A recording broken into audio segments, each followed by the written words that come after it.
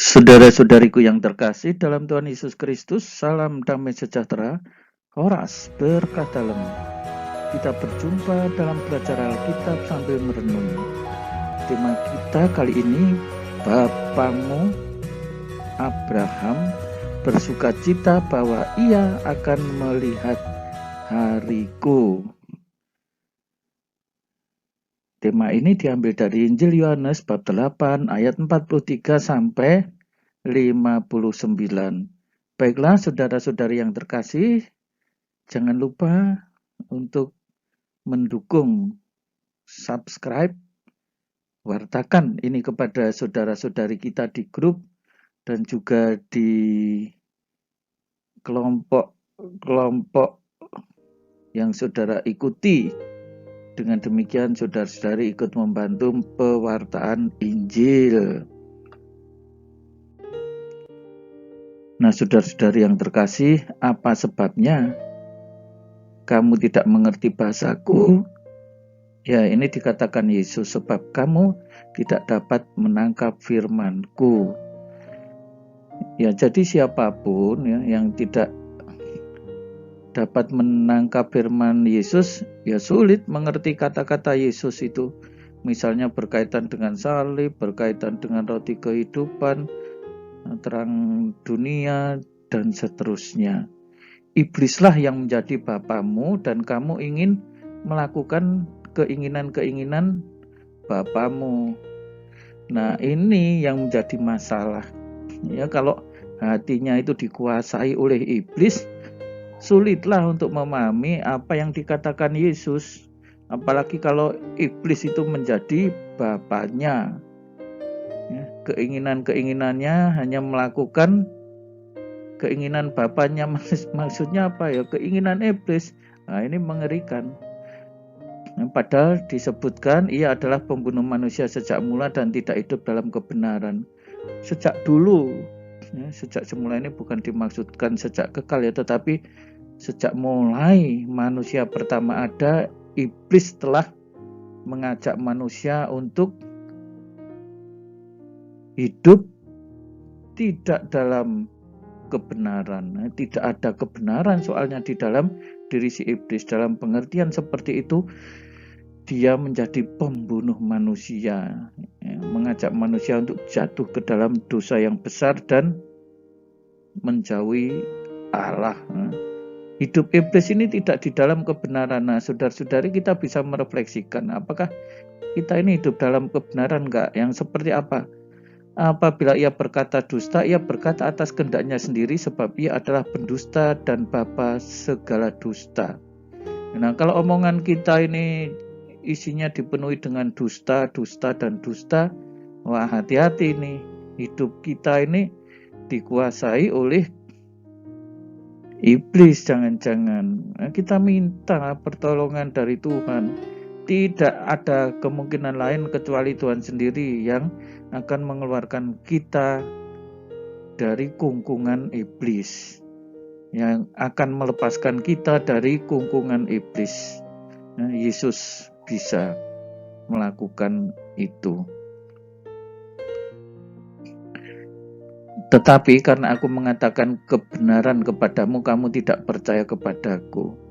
Yang disebutkan oleh Yesus, yang diwartakan oleh Yesus itu sudah jelas kebenaran ya, tetapi orang tidak percaya kepadanya. Nah, ini menjadi sulit. Siapakah di antaramu yang membuktikan bahwa aku berbuat dosa?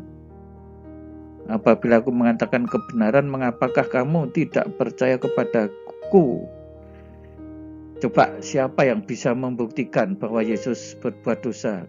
Ya, artinya yang dikatakan itu bukan hal yang benar, ya, tetapi disebut ya, dia mengatakan kebenaran kok. Nyatanya kamu tidak percaya. Mengapa kamu tidak percaya? Nah, saudara-saudari yang terkasih, kita yang sudah percaya kepada Yesus, pegang ya keyakinan iman itu. Jangan sampai meleset. Jangan sampai hilang. Ya, sekali Yesus tetap Yesus. Yesus juru selamatku, Yesus gembalaku, penjaga keluargaku, penjaga imanku, dan dialah sang jalan, kebenaran, dan hidup. Dari situ dialah menjadi kebangkitan dan kehidupan kita. Barang siapa berasal dari Allah, ia mendengarkan firman Allah. Itulah sebabnya kamu tidak mendengarkannya, karena kamu tidak berasal dari Allah. Manusia yang tidak berasal dari Allah akan sulit mendengarkan firman Yesus, karena firman Yesus ini ya dalam pengertian manusia sepertinya tidak masuk akal, tetapi bagi Yesus itu sangat masuk akal.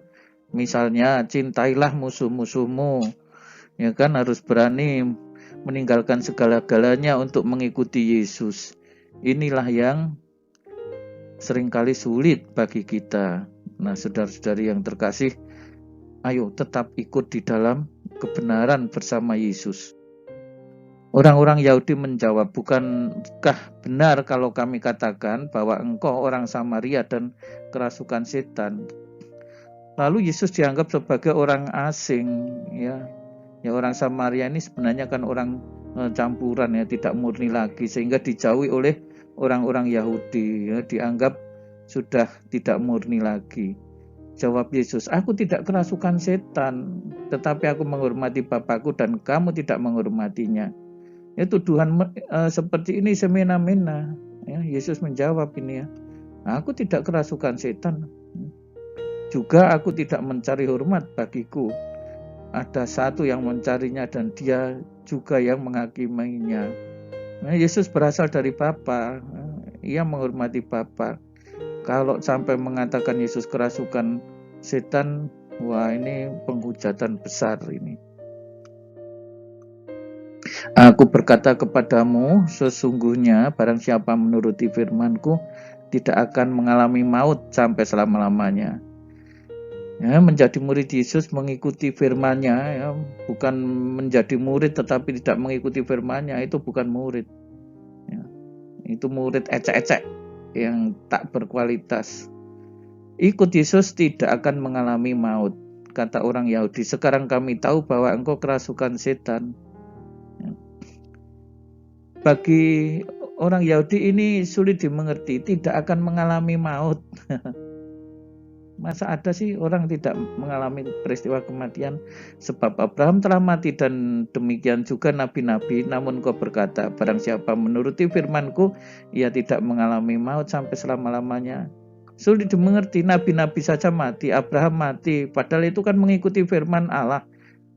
Nyatanya mati, tetapi mereka tidak menangkap, ya, bahwa kematian yang dimaksudkan Yesus adalah kematian jiwa yang kekal akibat dosa. Adakah engkau lebih besar daripada bapa kita Abraham yang telah mati? Nabi-nabi pun telah mati. Dengan siapakah engkau samakan dirimu? Abraham sudah mati, nabi-nabi sudah mati. Apakah Yesus ini lebih besar dari bapa Abraham? Apa kiranya jawab Yesus? Jika aku memuliakan diriku sendiri, kemuliaanku sedikit pun tidak ada artinya. Bapakulah yang memuliakan aku. Tentang siapa kamu berkata dia adalah Allah kami. Jadi yang dimaksud Bapakku di sini adalah Allah. Yesus mengenal Bapa. Dan jika aku berkata aku tidak mengenal dia, maka aku adalah pendusta. Nah, justru Yesus harus menyatakan dia mengenal Bapa, sama seperti kamu, tetapi aku mengenal dia dan aku menuruti firman-Nya. Ini para pendusta ini ya, jelas tidak mengenal Bapa, tidak hidup di dalam firman-Nya. Nah, Yesus mengenal dia yang mengutusnya. Di sinilah Yesus secara tegas dan jelas bahwa Allah adalah Bapanya juga. Abraham bapamu bersukacita bahwa ia akan melihat hariku, dan ia telah melihatnya dan ia bersukacita. Yesus menegaskan lagi, ya, bahwa Abraham akan sangat bersukacita karena melihat Yesus. Sukacita kemungkinan ya seperti ketika murid saat di Gunung Tabor. Betapa bahagianya, itu sukacita, betapa bahagianya aku di tempat ini, ya, sehingga ingin mendirikan 3 kemah. Maka kata orang Yahudi, umurmu belum sampai 50 tahun dan engkau telah melihat Abraham. Nah, karena semuanya dilihat secara fisik dan tidak bisa menerima bahwa Yesus itu berasal dari atas, itu yang mengakibatkan melihatnya semuanya secara fisik, umur 50 tahun dan seterusnya. Nah, saudara-saudari yang terkasih, kata Yesus, aku berkata kepadamu sesungguhnya sebelum Abraham jadi, aku telah ada. Wah, ini menjengkelkan orang Yahudi. Ya, mereka ingin melempari Yesus dengan batu. Nah, saudara-saudari yang terkasih, kita yang sudah percaya kepada Yesus, ayo pegang firman itu, pegang iman tersebut. Jangan sampai kita lalai. Ya. Yesus menjamin keselamatan kita. Selamat belajar Alkitab. Tuhan Yesus memberkati, berkah dalam. Jangan lupa untuk subscribe, bagikan kepada teman-teman di grup yang saudara ikuti.